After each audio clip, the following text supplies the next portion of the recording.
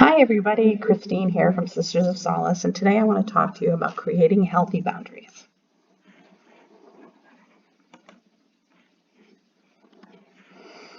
Setting boundaries. Setting boundaries is essential if we want to be both physically and emotionally healthy. Creating healthy boundaries is empowering, and by recognizing the need to set and enforce limits, you protect your self-esteem, maintain your self-respect, and enjoy healthy relationships. Unhealthy boundaries can also cause a lot of emotional pain, which can lead to stress, anxiety, tension, depression, dependency, and even physical illness. A lack of boundaries is like leaving the door to your home wide open, allowing anyone, including unwelcome guests, to just walk right through.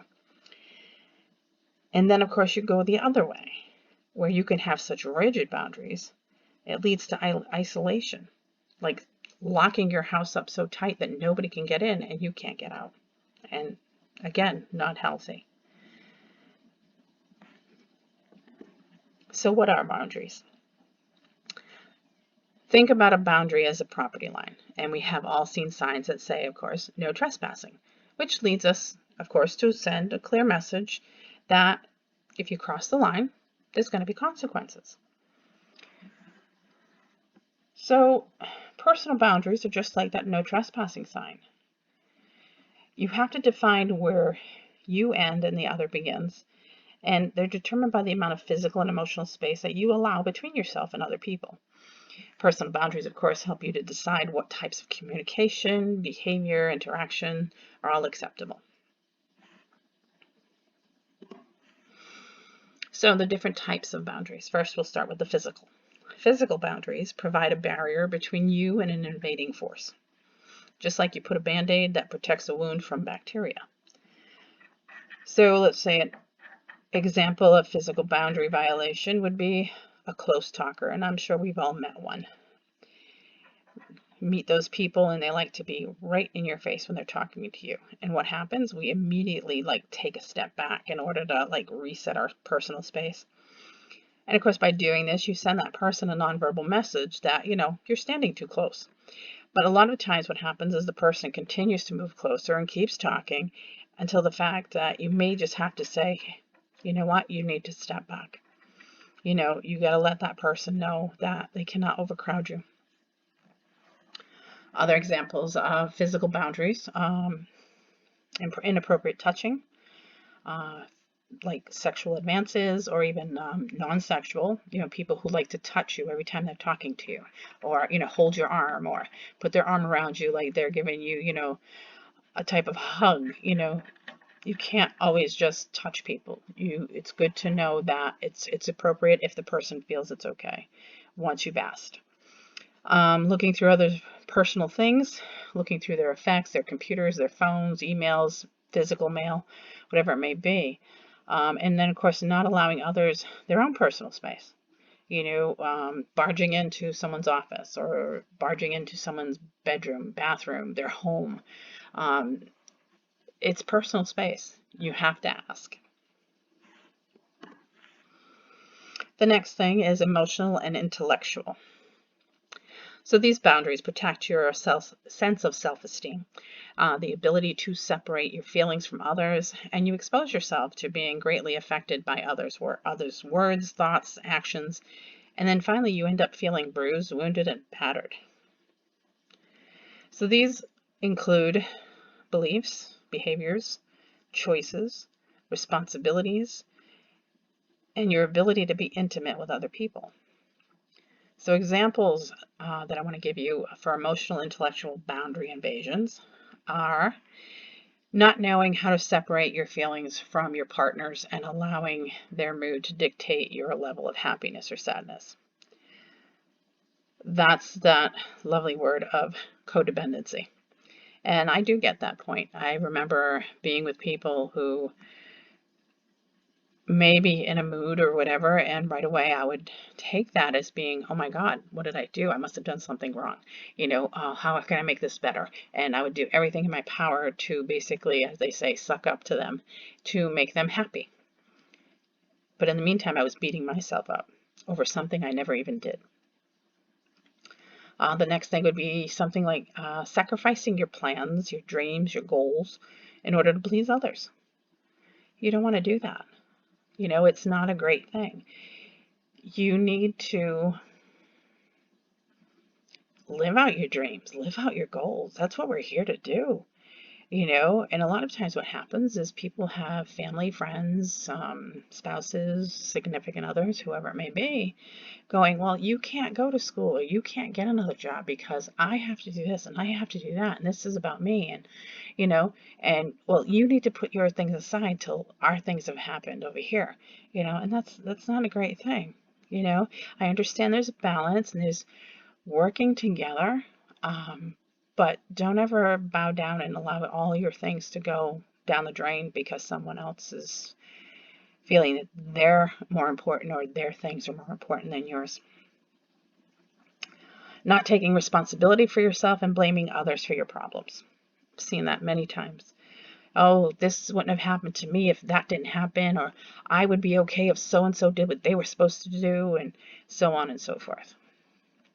And it seems obvious that no one would want to live or would want their boundaries violated, of course. But why do we allow it? It happens all the time, even myself included, just like everybody else. We allow these things to happen, and then we grow and we learn and we do our best never to let it happen again. So why do we not enforce or uphold our boundaries? 1, fear of rejection. 2, fear of abandonment. 3, fear of confrontation. And Lord knows nobody likes confrontation. 4, guilt, because, we feel bad. We have a big heart and we're like, oh, what happened? I'm feeling bad about this. I feel guilty, blah, blah, blah. You can't feel guilty. You got to do what's in your best interest. And of course, the last one, 5, is we're not really taught healthy boundaries.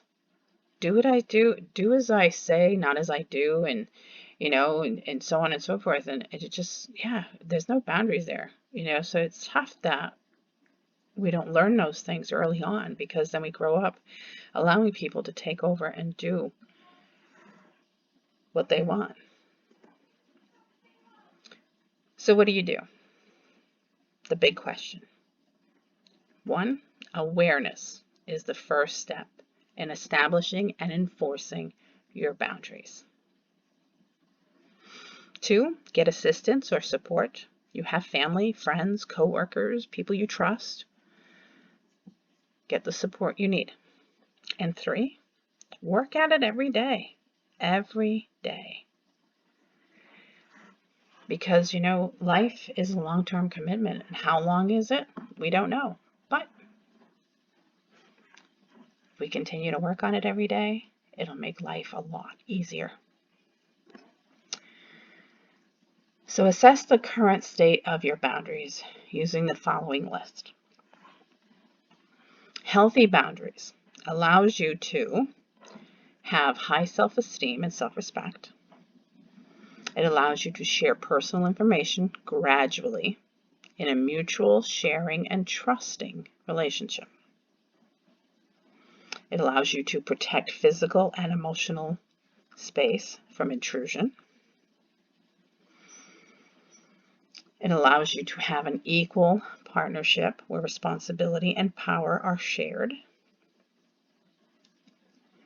It allows you to be assertive, confidently and truthfully say yes or no, and be okay when others say no to you as well.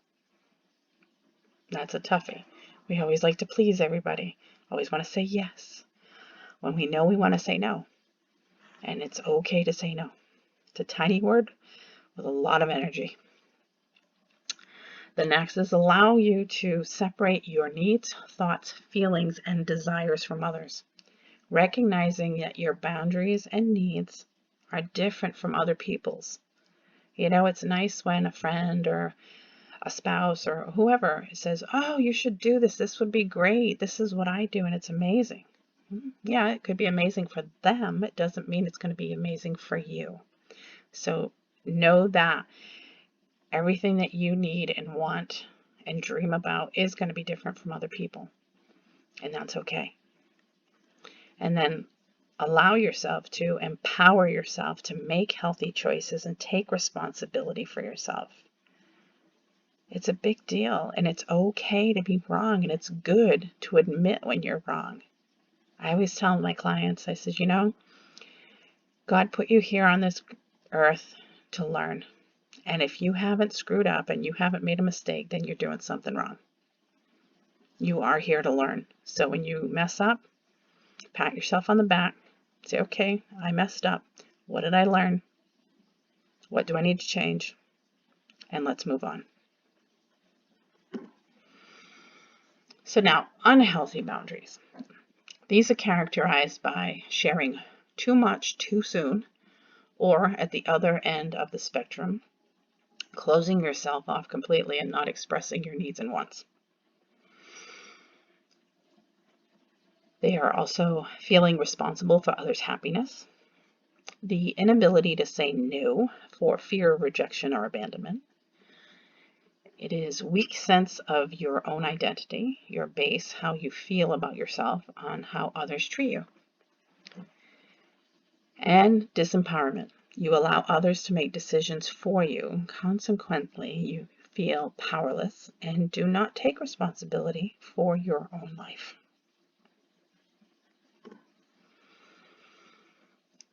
So now some tips for setting healthy boundaries.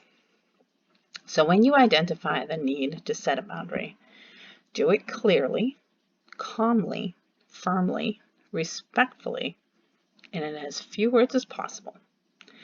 Do not justify, do not get angry, or apologize for the boundary that you're setting. Talking too much sometimes is the worst thing you can do, because we start to babble and it just goes on and on and on and on. Just be precise. I don't like it when you do this. Could you please stop? End of story. You don't have to say why it bothers you or whatever. I mean, if you want to get into a discussion over it, well, that's your choice. But you don't have to justify. You don't have to apologize. Just say what you need to say and move on. You're not responsible for the other person's reaction to the boundary that you're setting.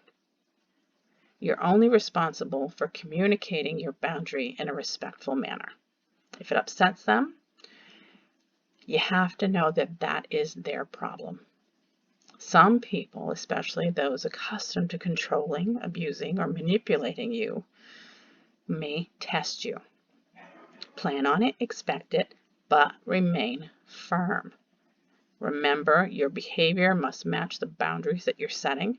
You cannot successfully establish a clear boundary if you send mixed messages by apologizing. At first, you will probably feel selfish, guilty, or embarrassed when you set a boundary. Do it anyway and tell yourself you have a right to self-care. I always tell people, one of the quotes that I love is, what everybody else thinks of me is none of my business, which is absolutely true. Setting boundaries takes practice, determination.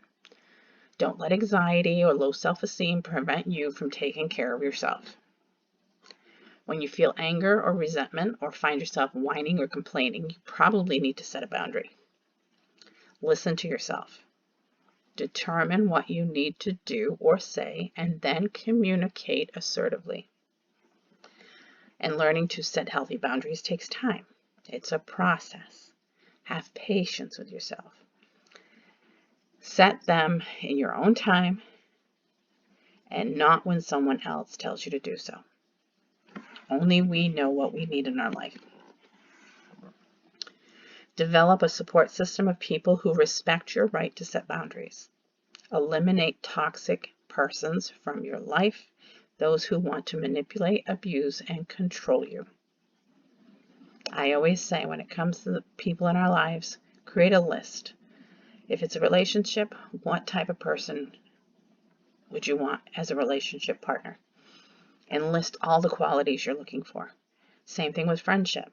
What do you want? You want positive, uplifting, supportive friends, so on and so forth. Are your people in your life living up to your standards, what you're looking for? If they're not, have a talk with them. Try to fix things. Try to change things within yourself and with them. And if it doesn't work, it may be time to let go. So in closing, establishing healthy boundaries is a healthy, and enforcing them allows you to step into your authentic self with confidence. And no one can like, love, or respect you if they don't authentically know you. And you deserve to be authentically liked, loved, and respected. So I always tell people, just do what you know is right for yourself. Do the best you can. Have patience. Take it one day at a time. And you will see that things will start to change in your life. They will change slowly, but they will change. And before you know it, your outlook on life has changed so much that you can look back and go, wow, why did I allow that to happen to me in my life? Why did I allow other people to treat me the way they did? It's okay. Like I said, it's a life lesson. So take the lesson and continue on and continue to learn and continue to be your authentic self. Love you guys. Blessings, light, love. Be happy. Until next time.